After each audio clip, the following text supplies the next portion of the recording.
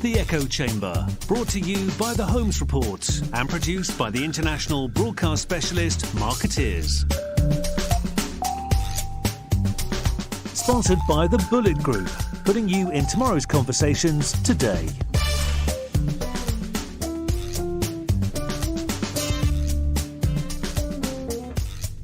Hello everyone and welcome to the Echo Chamber. I'm Maja Pawinska Sims, the EMEA editor of the Holmes Report, and I'm joined here in a rather damp December London today with Jenny Scott, who is one of the founding partners at Apella Advisors, a new strategic comms consultancy with very oppressive pedigree.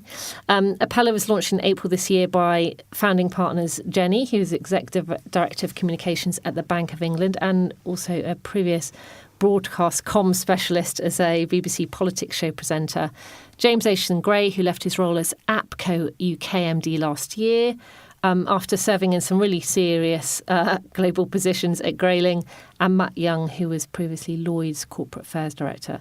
Apella is also chaired by Julian Hanson-Smith, who many of you know from founding Stockwell and co-founding Financial Dynamics. So that's, four quite serious people in a room. I should mention my colleague Anthony Silverman as well. He won't forgive me if I leave him out. He joined us a couple of weeks ago. We did his announcement story. Yes, Welcome Anthony as well to the fold.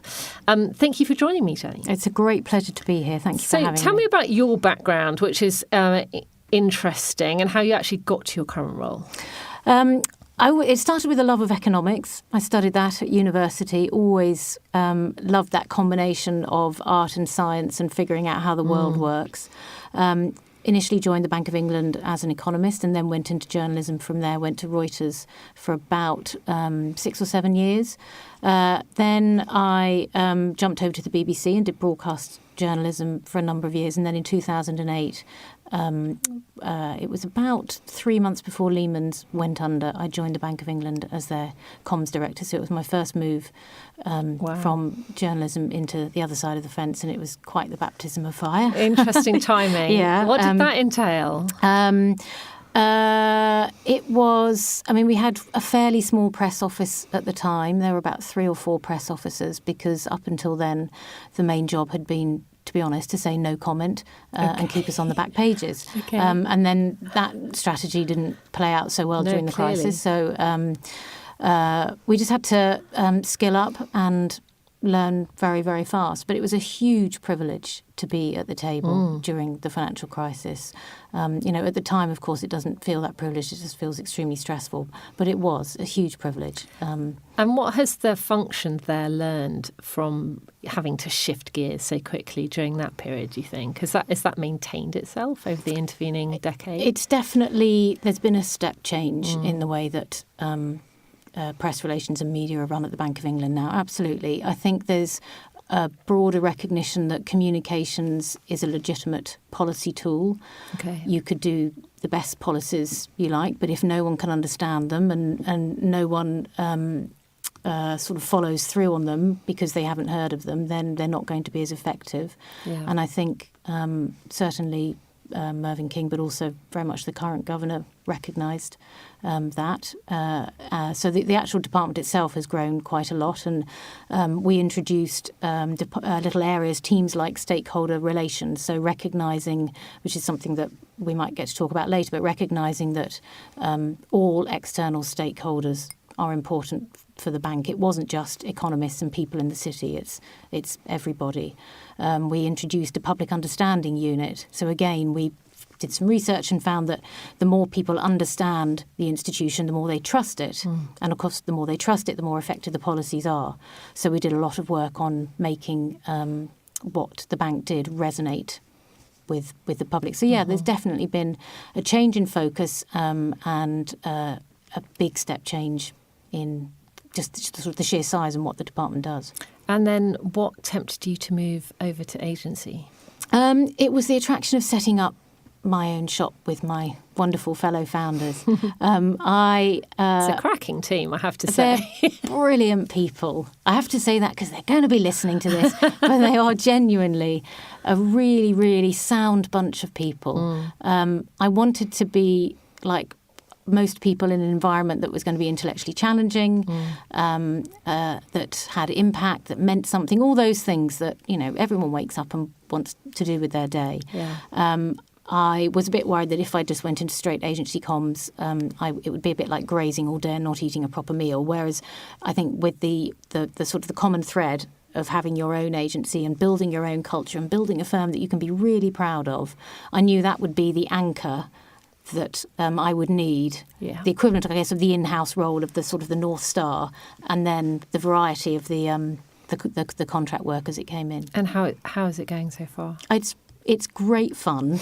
I would say that, but it is. I have to say, strategic comms and great fun are not necessarily I know. two phrases that everyone will put in the same sentence. So I'm delighted. I think maybe it's the startup element that adds the fun to it as well. We all we all fix the printer. We joke that James is in charge of HR because when the new person joins, he gives them a cup of coffee and a chat. Wow. James has learned to make a cup of coffee. Well, no, he buys a cup of coffee and gives them a correction. chat. Yeah, exactly.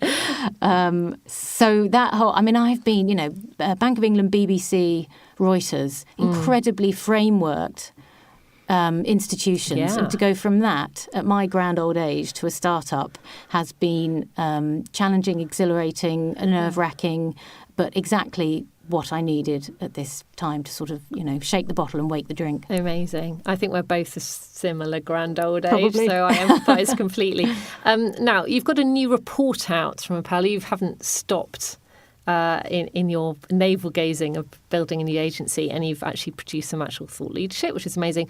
And this looks at, now purpose is like, we talk about purpose on a weekly basis on the pod, but you've looked at how brands can prepare for the impact of the new movement towards purpose. So you've taken a slightly different take to a lot of the reports we've seen. And you start quite dramatically, but not unreasonably. I'm just going to quote you here.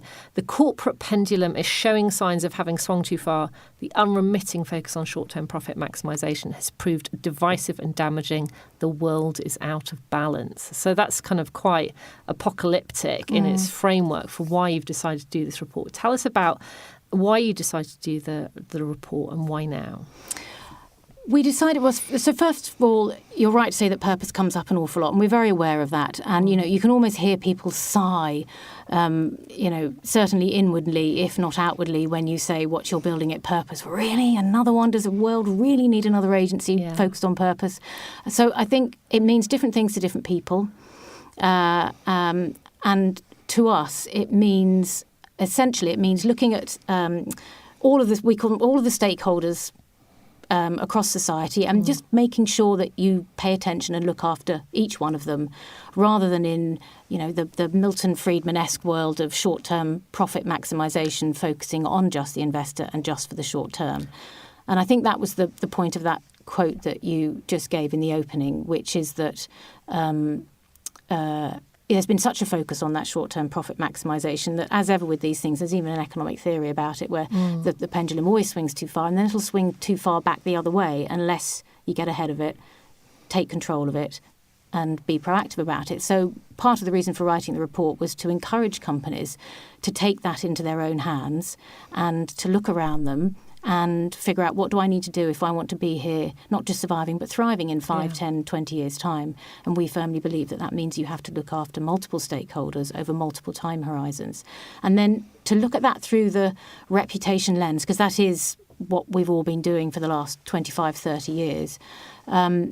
We think of stakeholders as value generators as well. So, for example, we did some research which shows, academic independent research, which shows that if your employees are motivated, it's not rocket science. If your employees are motivated and they have a North Star they can follow, and they will work harder and they won't leave the job, and so you save on turnover costs and you get more productive employees. So you gain some value from that. As I say, it's not rocket science, but it's been surprisingly hard to prove that, if you like, whereas there are now a number of academic studies which we collate in the report, which tries to take the personal out of the profit versus purpose. Okay. And tries to say, perhaps there isn't a trade-off between profit and purpose. Perhaps actually you can and do have both. And tell me a bit about this time frame element, because that seems to be a different thing from what we've seen before in discussions about purpose. That it's not a thing; it's a short, medium, long term, and super long term. Yeah, I mean, I think if you put purpose as the guiding star as the guiding light in a strategy, then it's the usual strategic rules that apply. You have the long-term stretch vision, then you have the milestones along the way in the medium term. If you can build a compelling narrative and a good evidence base for the fact that you will get to the long term, then maybe the difficult decisions you have to take in the short term, maybe you would hope that the reputation that you can build off that sees you through those short-term slumps that you maybe need to invest a bit more and cut a little bit off your profit before you reach the sunny uplands. So we think about it as purpose, strategy and reputation, where the purpose is the North Star. You have to operationalise it through the strategy. You can't just talk about it, as tempting as that is. That gives you and generates a great reputation, and in turn that reputation gives you the cover to implement the strategy through the slightly difficult times. Yeah, which may be some years. Yes, absolutely. And we also think about reputation. We talk in the paper about reputation being the canary in the coal mine. Okay. So if you think about stakeholders as value generators, as the example with the employees, or customers being more loyal and sticky, or investors seeing you through the down times, it begins to really matter what those stakeholders think of your company. Yeah. And therefore, reputation really matters. And if you see that reputation falling off, that maybe is a sign of some trouble ahead, that those value generators aren't going to generate so much value. Mm-hmm.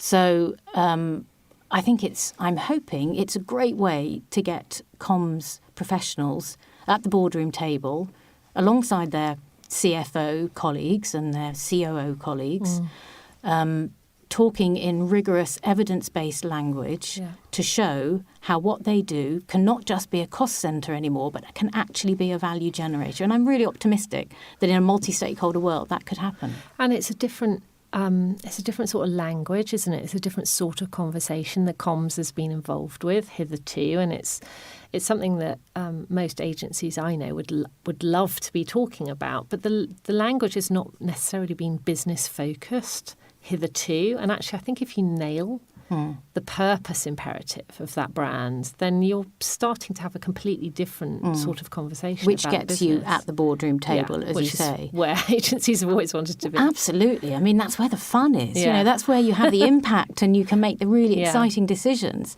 And if you can, the world is changed hugely in terms of the data that is around. And if you can utilise that data properly, rigorously, in a framework. It all sounds very boring, but actually it's a way of systematising something which is quite nebulous. And there is no substitute for comms nous and for instinct and for knowing the market and for knowing how people are going to react.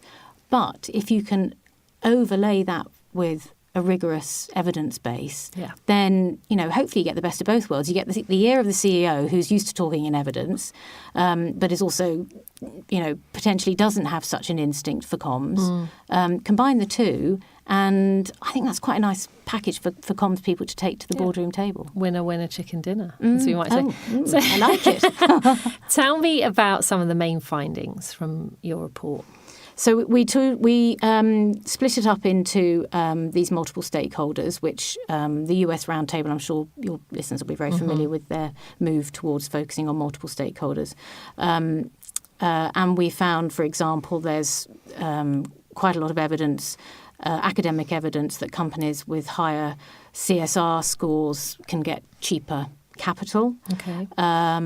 There's studies around employees, as I talked about, if you're in the 100 best companies to work, and this was a study over 25 odd years, found that companies who had higher employee satisfaction generated a 3.5% value-weighted return over a risk-free rate. So these are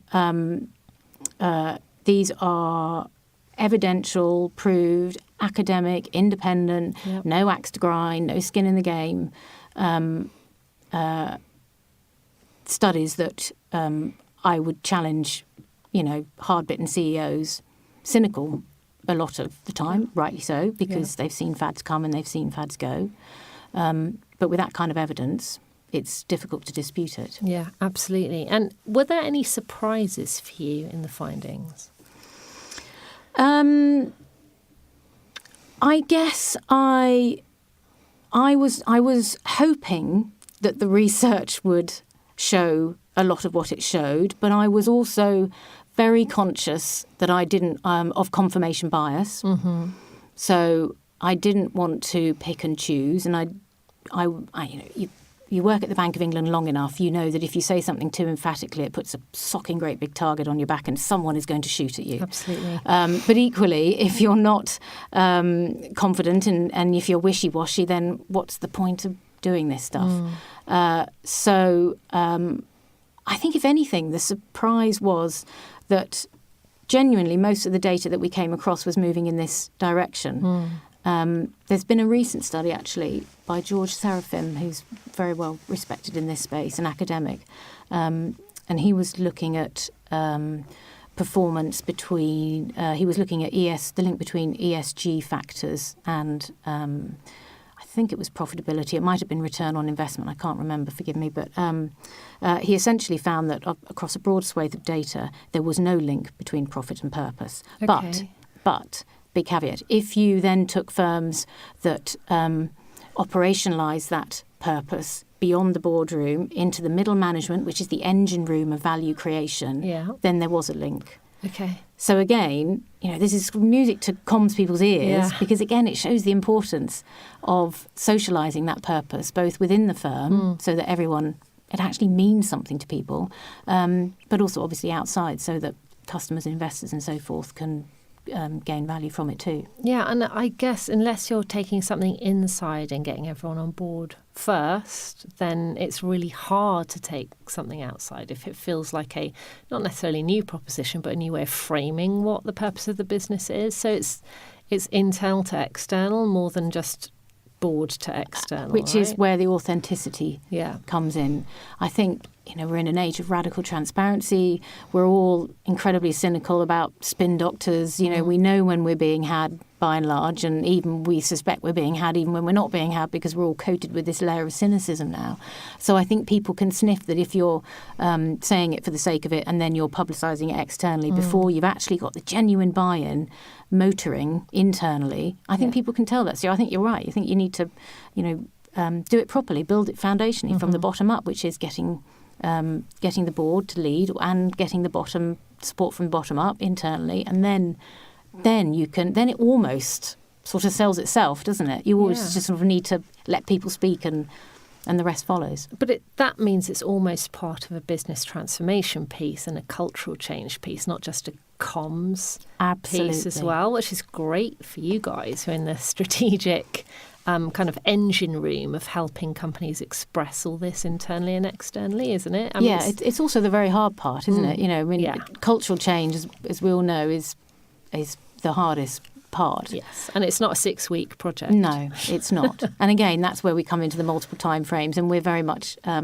we would love to have a model where we partner with businesses and we embed with them as well. So we're very happy to spend time in our clients' offices, working alongside them. There's no substitute for getting to know a company and an organisation, and more importantly, the people, than actually working alongside them. Preferably with a staff pass. Really exciting. You don't have to be escorted to the toilet. That shows you really arrived. Bring on the staff pass, yes. Jenny. So now I found a little bit of research which was out today from the Institute of Business Ethics, and this says that 57% of the public believe that business behaves ethically, and that's down from 62% last year. This doesn't seem to square with the number of businesses who are talking about ethics and sustainability and purpose. How do you explain the kind of the levels of kind of trust in what businesses are saying, in what businesses are clearly trying to do? I think it comes back to that point about the cynicism, which is the danger of purpose washing, isn't it? It's if in fact, the unintended consequence of research like this, which shows that if you have a purpose, you're going to have a lower cost of capital or a higher rate of return, is people thinking, great, I want a bit of that. I'll tell everyone I've got this brilliant purpose and bingo, we're going to get the benefits from it. But that, of course, over time erodes the integrity of and undermines exactly what these studies are finding. Yeah. So I think you've absolutely got to be very alert to that. And, how deep do you want to go? I mean, you could get into a whole discussion about how our political environment is contributing to that erosion of trust, and that we really need to rebuild that. And that must filter through to people's general levels of cynicism about anyone who's sort of in these positions of power, whether it's politicians or business people. People are just a little bit more cynical and mistrusting these days. You contributed very kindly to our Vox Pop the day before the general election in the UK last week. I don't think you got it horribly wrong. I think I did. What was your take on not just the campaign leading up to result, because we all know where we are now, although we think we know where we are. That could change tomorrow. What's your take on how things are probably going to play out in terms of public affairs comms from the government, and in terms of what brands and companies need to bear in mind over the coming weeks? Because we're now immediately back into kind of talking about Brexit, not talking about general election. What are your concerns in terms of all priorities when you're advising your clients from now on in? I mean, it's a great question. I think to sort of slightly bat it into the long grass a little bit, I do think that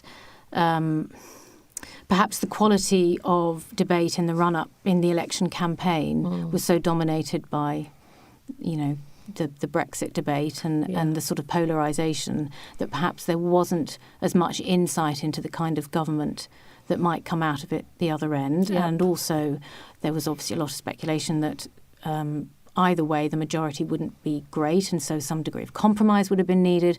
So we're in a landscape, I think, now which perhaps is slightly uncharted, in that there is a larger than a majority than there might have been, which gives more, and there's a fixed term, so there's certainty about how long that majority should last.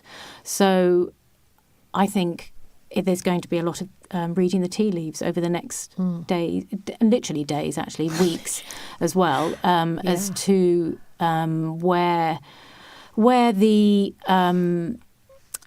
rhetoric translates into policy, whether the fact that, a lot of the red turned blue, and the impact that will genuinely have on the government's priorities. But I think fundamentally our message would be that hopefully this does unlock a certain amount of investment and cash and, momentum that was piling up for some kind of resolution. Yeah. So hopeful that although there will be some continuing uncertainty until we know how long the transition is and what kind of deal is going to come out of it, there does seem to be this collective sigh of relief that at last something is going to be unlocked and the paralysis will be relieved. Yeah, it's been an interesting position for lots of people, hasn't it? Because actually, I don't know how many people were actually anticipating a huge majority government, and there's a lot of certainty in that, actually, which we haven't had for a while. Not saying I agree with the result, but actually you can see how moving forward, that's one thing out of the equation, and it's all been going on for a very long time. So we shall see how that plays out. Anyway, it's been one of those issues that's quite difficult to separate the professional and personal from, and I think everyone just wants to stop talking about it now, one way or another. Now, going back to your lovely study, which is beautifully written, how, as we said, there's loads of stuff about purpose at the moment, Johnny. How does this differentiate what Apella's trying to do, or say something new? I think what we're trying to get across with this is that we want to look at this properly. We don't want to just polish the outside of the box. We want to open the box, have a rummage around, fix what's in there. Okay. I think we'd like to I hope this isn't self-importantly, but we would like to think that communications professionals can use the evidence in the database in this multi-stakeholder world to drive decisions, proper decisions internally. So, for example, if you can see that, the reputation amongst your employees is somewhere down here and the best in class is somewhere up here in your sector, why the difference? Yeah. Unpick that difference and then go to the decision makers and say, well, if you want to go from down here to up here, you need to do X, Y, Z. So, as I say, it becomes a driver of decisions as opposed to just either a mopper-upper of mistakes or an avoider of disasters that no one ever thanks you for because the disaster doesn't happen, so you don't know how bad it would have been. So I guess more front foot proactive than reactive. That's what I would love. Yeah. That's what I would love to be able to, for our profession, to be able to contribute going forward. Yeah, and I for me, I spent 3 years at Weber Shandwick. I've worked for a lot of big PR agencies as a copywriter and editor, and a lot of the award entries I ended up drafting were had that exact hope that actually it's not just comms being bolted on that actually changed the way things are done in that sector, not just in that business. And I think purpose is one of those, whether it's a label or not, it feels like it's a way of really kind of coalescing what a business is trying to do for good. And I think the moment you get into seeing it as a crisis management tool or something to offset damage or harm, then you're probably on the wrong track. So obviously that's a part of the job, and the one thing that for certain is that something bad will happen at some point. You can't cover for all risks, so obviously you need the good crisis comms protocol in place for when it does, and the good governance and the good network to be able to call on when that happens. And so again, it's not to denigrate that, and I hope it's not a vain hope. I'm very aware that people have been talking about comms contributing and being at the table a lot more for an awful long time. But at some point you have to reach that tipping point. I'm hopeful, and the more data we get, the more evidence we get, the more moving parts and multiple stakeholders, which is very, very difficult to navigate, the more radical the transparency, which has been utterly transformative in the last 5 or 10 years. If that doesn't give us a legitimate seat at the top table, then struggling to think of what will. Yeah, absolutely. So what's next for 2020 for Apella? Everyone's got their 2020 vision. What's yours, Jenny? Gosh, that's a good question. To do great work, to obviously we'd love to get some great new clients. As you mentioned, we've already made a couple of hires. Which is, again, it's fantastic to feel that momentum building behind a business. We would like to do some more thought leadership and some more research and papers generally around the theme of multiple stakeholders and what that means. So we would love to just, we don't need to take over the world, but we would like to be thought of very highly and with integrity and with rigour in what we do. I've got no doubt that's going to happen. What are you up to for Christmas? Family. Always. Yes. Will there be fires? Fires? Yeah. Like, a fire in the grate. Well, it's funny you should say that. Because not setting light. No, not setting light. You can do that in January. Yes. But... No, it's funny you say that because I love an open fire. But we're trying to be very environmentally friendly, and we've just bought the electric hybrid car and gone to renewable electricity supplier and all that kind of stuff. And apparently fires aren't very environmentally friendly. I know. So now, if I do persuade our family to have a fire, I'm going to be guilty because anyway. So the answer is I would love to have them, but it's whether or not I'm going to be allowed to have them. I think you can still have mulled wine in front of an electric fire. Yeah, I think we'll let that go in the in the interest of sustainability. Yeah. Jenny Scott, thank you so much for joining me. Thank you very much for having me. Have a lovely Christmas. Thank you. You too. You've been listening to The Echo Chamber. Brought to you by The Holmes Report and produced by Marketeers. Sponsored by the Bullet Group, putting you in tomorrow's conversations today.